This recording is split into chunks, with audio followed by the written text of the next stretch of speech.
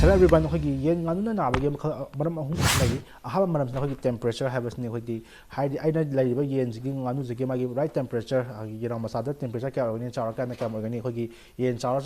ꯆꯥꯎꯔꯀꯥꯟꯗ ꯑꯩꯈꯣꯏꯒꯤ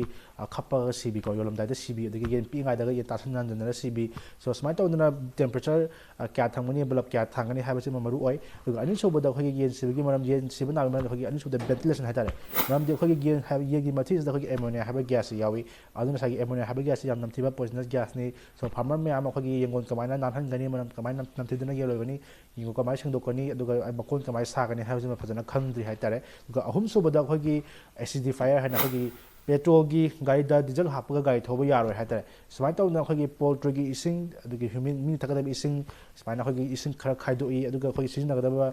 ꯏꯀ꯭ꯋꯤꯞꯃꯦꯟꯁꯤꯡ ꯈꯔ ꯈꯥꯏꯗꯣꯛꯏ ꯍꯥꯏꯇꯥꯔꯦ꯫ ꯁꯣ ꯁꯨꯃꯥꯏꯅ ꯇꯧꯗꯅ ꯑꯩꯈꯣꯏꯒꯤ ꯗꯤꯇꯦꯜꯁ ꯑꯍꯨꯝꯁꯦ ꯑꯩꯈꯣꯏ ꯑꯍꯥꯟꯕꯗ ꯇꯦꯝꯄꯔꯦꯆꯔ, ꯑꯅꯤꯁꯨꯕꯗ ꯚꯦꯟꯇꯤꯂꯦꯁꯟ, ꯑꯗꯨꯒ ꯑꯍꯨꯝꯁꯨꯕꯗ ꯑꯩꯈꯣꯏꯒꯤ ꯑꯦꯁꯤꯗꯤꯐꯥꯏꯌꯔ ꯍꯥꯏꯕ ꯑꯩꯈꯣꯏꯒꯤ ꯄꯣꯏꯟꯠ ꯑꯍꯨꯝꯁꯤ ꯑꯩꯈꯣꯏ ꯐꯥꯔꯃꯔ ꯏꯆꯤꯟ ꯏꯅꯥꯎꯁꯤꯡꯅ ꯈꯪꯕ ꯗꯔꯀꯥꯔ ꯑꯣꯏ꯫ ꯁꯣ ꯍꯥꯏꯔꯤꯕ ꯗꯤꯇꯦꯜꯁꯀꯤꯗꯃꯛꯇ ꯑꯩꯈꯣꯏ ꯈꯪꯕꯤꯅꯕ ꯄꯥꯝꯃꯒꯗꯤ ꯑꯩꯈꯣꯏꯒꯤ ꯃꯅꯤꯄꯨꯔ ꯄꯣꯜꯇ꯭ꯔꯤ ꯐꯥꯔꯝꯅ 2 days ꯇ꯭ꯔꯦꯅꯤꯡ ꯄ꯭ꯔꯣꯒ꯭ꯔꯥꯝ ꯁꯤꯟꯖꯔꯤ꯫ ꯏꯅꯥꯎꯁꯤꯡꯅ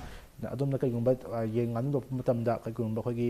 ꯌꯦꯟꯁꯦ ꯁꯤꯕ ꯅꯥꯕ ꯈꯣꯠꯄ ꯌꯥꯝ ꯊꯦꯡꯅꯔꯕ, ꯄ꯭ꯔꯣꯐꯤꯇꯦꯕꯜ ꯑꯣꯏꯗ꯭ꯔꯕ, ꯑꯗꯨꯒ ꯃꯆꯤꯟꯖꯥꯛ ꯍꯦꯟꯅ ꯆꯪꯁꯤꯜꯂꯕ, ꯑꯗꯨꯒ ꯃꯩ ꯊꯥꯕ ꯈꯣꯠꯄꯗ ꯃꯦꯅꯦꯖꯃꯦꯟꯗ ꯋꯥꯕ ꯑꯣꯏꯔꯕ, ꯅꯝꯊꯤꯕ ꯈꯣꯠꯄ ꯑꯣꯏꯔꯕ ꯃꯌꯥꯝ ꯊꯦꯡꯅꯔꯒꯗꯤ ꯑꯩꯈꯣꯏꯒꯤ ꯃꯅꯤꯄꯨꯔ ꯄꯣꯜꯇ꯭ꯔꯤ ꯐꯥꯔꯝꯒꯤ 2 days